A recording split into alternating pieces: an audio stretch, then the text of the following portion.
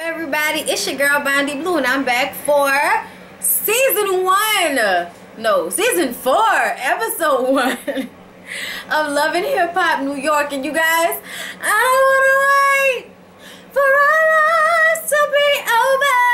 I want to know right now, what would it be? And y'all, I mean that shit, okay? What the fuck is gonna happen with Love and Hip Hop? Y'all, this season looks extra good. Is it just me? Is it just me? Oh my god, I was so fucking entertained. Like, I mean, you got life drama, niggas in jail, life. Like, that's why I felt with that one, you know, giving it to me right there. Then we got, you know, it's my baby daddy, you know, child support issues. She get welfare checks, but I stay in court. Then we got, you know what I'm saying, like, case of the ex, with Rich and Erica and shit. And then we got this new shit, this fake Rosaline and Stevie J shit, okay? Like, this straight crazy shit. So this black German bitch that used to be in Black Butterfly or something like that. I think I remember that group, and I only remembered it because Black Butterfly is one of my favorite songs by Denise Williams. Black Butterfly, set the skies on fire. Tell your sons and daughters what the struggle means. Y'all better get on y'all Denise Williams. Anyway, so that's the only reason I remember that, and I saw their faces. I was like, ooh, they look familiar. Right, okay.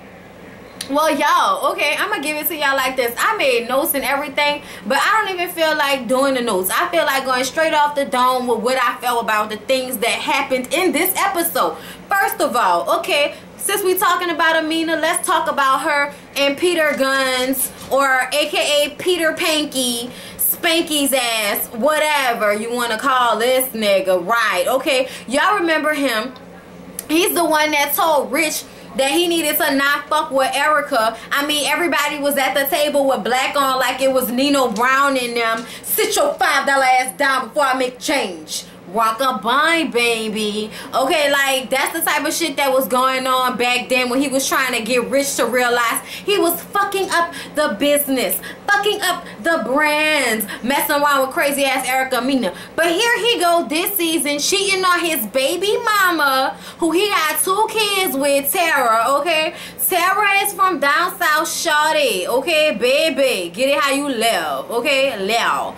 And they have 2 beautiful children and live in her little bitty bachelorette apartment, and that's how you know this nigga ain't got no money. What type of shit is that? At least, you know, look, I'm not even gonna go there. Anyway, so I was about to say, at least Stevie J will put his baby mama up in a nice house, even though I know he didn't put your girl up and shit. That's her own house. But I still like to feel like Stevie J would buy a bitch a house for like 5 months and then like sell it, you know, like, oh no, we gotta get rid of this shit, bitch, you gotta get out the house, and then put her back in the apartment. Like, that's how I feel like he would do a bitch, you know, kind of how he did that call. But anyway, that's better than living in that little bitty ass apartment with 2 fucking kids, okay? So he cheating on her with the artist Amina, and y'all, Amina actually has talent. She can play the piano, she can play the guitar, and a bitch can sing, okay? But she gives me like heterosexual transgender tease with that thick ass chin and that long ass nose. And I'm just saying, she about to be like the most hated bitch ever. She don't even have the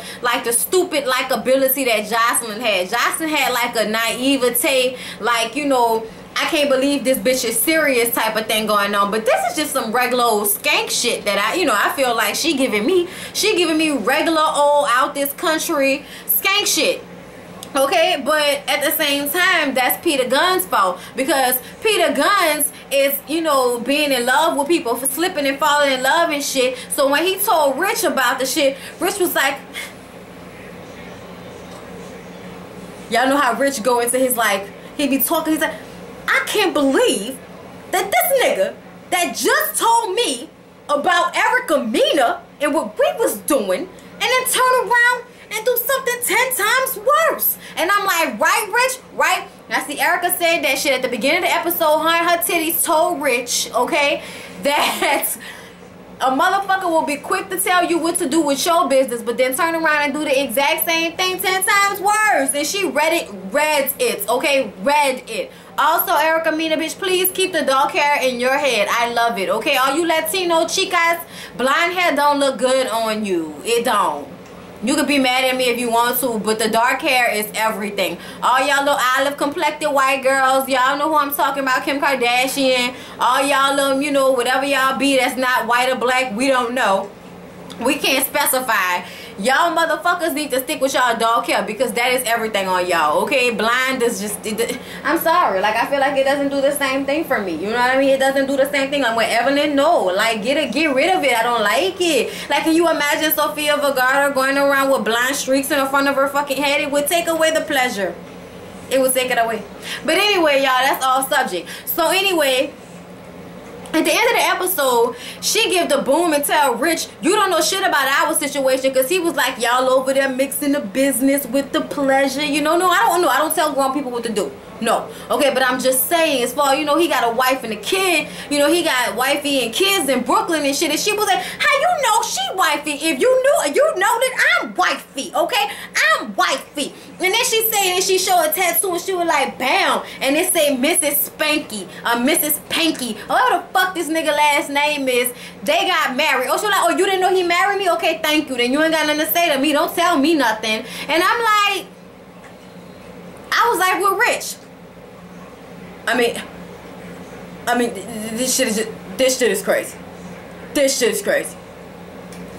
Like, for real though, son, you married the bitch? Now here's my thing. Oh, ye who is married, bitch. Since when do we marry men and then they still be living at their baby mama house?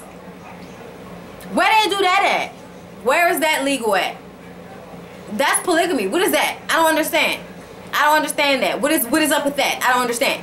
Something's wrong with that situation, and you sitting up there acting like, oh yeah, I'm the main, but you not the one that he's spending the night with all the time. Yeah, he sleep over there every now and again, but the bitch who's ringing the phone is the one that matters, because he's gonna get up eventually and go back home to her. I don't understand the situation. I really don't.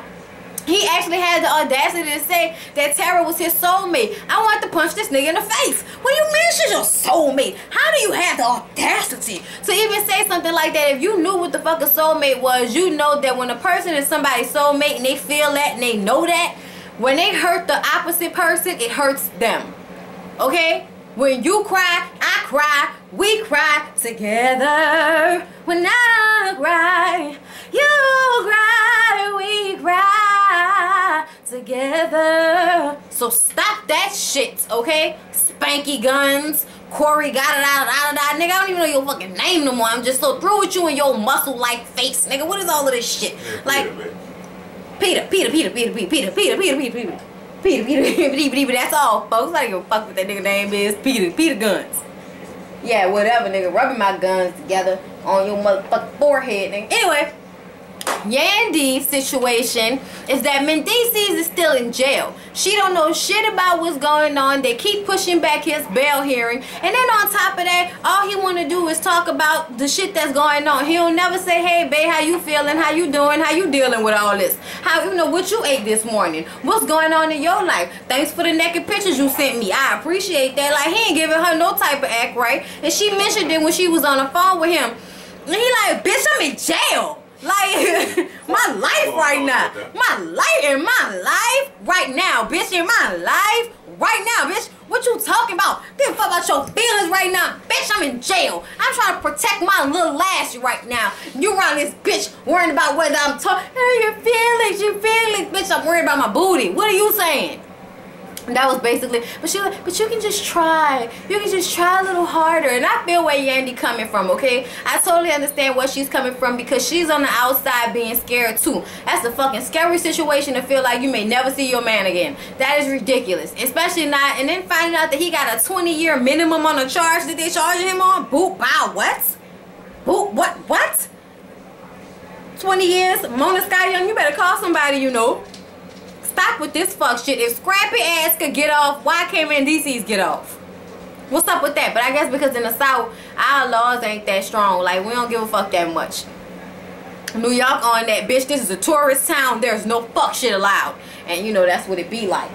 So hopefully Yandy gets her little man back, because that's just retarded. Then Yandy and Rich going into a record label together, and that's how the whole Amina situation got. Girl, bitch, did you see when they was at the little showcase and she got up there and sang the song and she was like Eartha Kitt on some shit? She was like, I wrote this song for someone special. And then she started to sing, la da da da da da da da. I don't know if she was singing, but she sounded good. The bitch song sounded good. She was playing instruments. I was loving on her sound. For real though. And then, like when she came down off stage and came and spoke to Yandy, Rich, and Tara was there with Peter. And she even hugged Tara. She was like, it's so nice to meet you, and da da da. And then they go off and have their little side conversation where Peter is telling her that she needs to, you know, get ready because they got to talk tomorrow. And when they talk tomorrow, then they're going to talk about, you know, the little music or whatever. But on the real, the whole conversation was her looking into his eyes and gazing and keep trying to hug and kiss him, and him moving away from her and like, oh, all right, bitch. All right, bitch. All right, I gotta go get off, bitch. Stop it. She grabbing his head and all of that, and he looking around to see if Tara looking, because I know if she would have been looking, she would have been like, what the fuck is going on here? Okay, now they're supposed to be in love and shit, right? But he decided to spend the night in the studio with her. They singing and playing drums and shit, and then they start making out, getting on top of the piano, and I was like, okay, no, I don't want to see all this. I don't want to see this bitch give him chin. I don't want to see that. So then, you know, he gonna meet with Tara because he spent the night with her. So he gonna meet with Tara the next day, and she like, I have been calling you all day and all night. You didn't come home last night. You didn't come home this morning to take your son to school, and then you didn't pick him up from school. I mean, what the fuck? I have been calling your phone all day. You could have been laying on the side of a road somewhere, and you're not gonna answer your phone? Oh, my phone was dead. My phone was dead. Oh, really? Dead? My dick. Niggas be lying like a motherfucker. You know, in this day and age, don't nobody go nowhere without a charger. Especially if they got a smartphone, because the bitch will go out before you want it to go out. I don't want to hear that shit. You got if you, man, you a businessman, you got a charger in the car, a charger at the house, one that you keep in your wallet that just plug up to something. You got a charger everywhere you go. I don't want to hear that. And then most people be having the same phones, so ain't nobody at the studio had a charger. Word. And everybody be working off USBs and computers and MP3s. Bitch, lay down. I don't believe you. Anyway, and she told him she didn't believe him. And then she brought out this picture that her sister sent her with her laying on his chest and them taking a picture. And then they put it on Instagram. Dirty ass dog. And he like, there's nothing. She's just my client. I mean, I'm just managing her. She's just my artist. She's just my artist. And she was like, I don't believe you. And then he had the audacity to try to flip it. Girl, he tried to flip it. He tried to flip it, and it was like, you know, you just doing too much right now. And then she was like, do you remember when I was pregnant and you was having this bitch pregnant all the way on the other side of town? Because your body's here with me, but your mind is on the other side of town. You're messing me around. Oh, I'm telling y'all, okay? So the girl was just basically like, she didn't believe that, and he was being an asshole. He was really for sure being an asshole. And I'm just not here for, I'm not here for Peter Guns at all. There's no likability, and especially since you're gonna open up your mouth and tell Richie Dallas what to do with Erica crazy ass, and then you're gonna turn around and create a worse situation for yourself with baby moms and stuff. Oh, okay, you fucking up. I can't deal. So K. Michelle is in New York, and the whole thing, they only had K. Michelle for like 5 minutes on this whole little episode, and that was her coming to New York, meeting with her friend Paris, and then them being in the limo talking about how she wants some white meat. Okay, she wants some bone from some white meat, and then, you know, her fans come up to the court, and then they, you know, she's taking pictures and giving out autographs and being all gracious and nice and shit like that. Yes, K. Michelle, and I see that they got you in the gym. Bitch, you look good. Okay, she look good. She look like she in shape. So what else happened? So, oh yeah, Tahiri and Joe are back together, y'all. Yay for Tahiri and Joe. I'm actually glad for that, because y'all know I kind of like Tahiri, so I kind of wanted them to be together. But I still think he gonna fuck up, because it looked like he be fucking up. I love the facial expressions that Tahiri makes, like serious. Like, you understand what I'm saying to you? Like, you trying to play me? Like her face be just doing so much, and I be like, yes, bitch. Ugh. Latino bitches. Ugh. Anyway. So they back together, and he's trying to be romantical, and they waiting until they both get STD tested before they have sex raw. So they keeping it wrapped until they can have sex raw. And he's talking about giving her a baby, and she like, nigga, I want a ring. And he was like, what kind of ring, bitch? A Nuva ring? You know what I'm saying? Like, cause what other ring you talking about? And I'm like, that's a goddamn shame that dudes be so ready to impregnate a woman but won't marry her. That is so backwards and fucked up. I actually had a dude I went with tell me that, and I thought that was the most dumbest shit I ever heard. You want me to have a child with you to force you to grow the fuck up? I'm not having a child with the child so I can make a man. That doesn't make any sense, okay? We are supposed to be grown to make our child a man when he grows up. That is the dumbest shit I've ever heard, okay? And I don't like that stupid shit, and niggas that think like that need to get fucking slapped. I've never seen anything like that. You'd rather impregnate a bitch than marry her. Word? Is that where we at with in society? So eventually they get their STD test and they supposedly clean, and then they have relations, and it is what it is. So yeah, y'all. That's basically all she wrote for Love and Hip Hop. That's everything that I felt about it. It was good.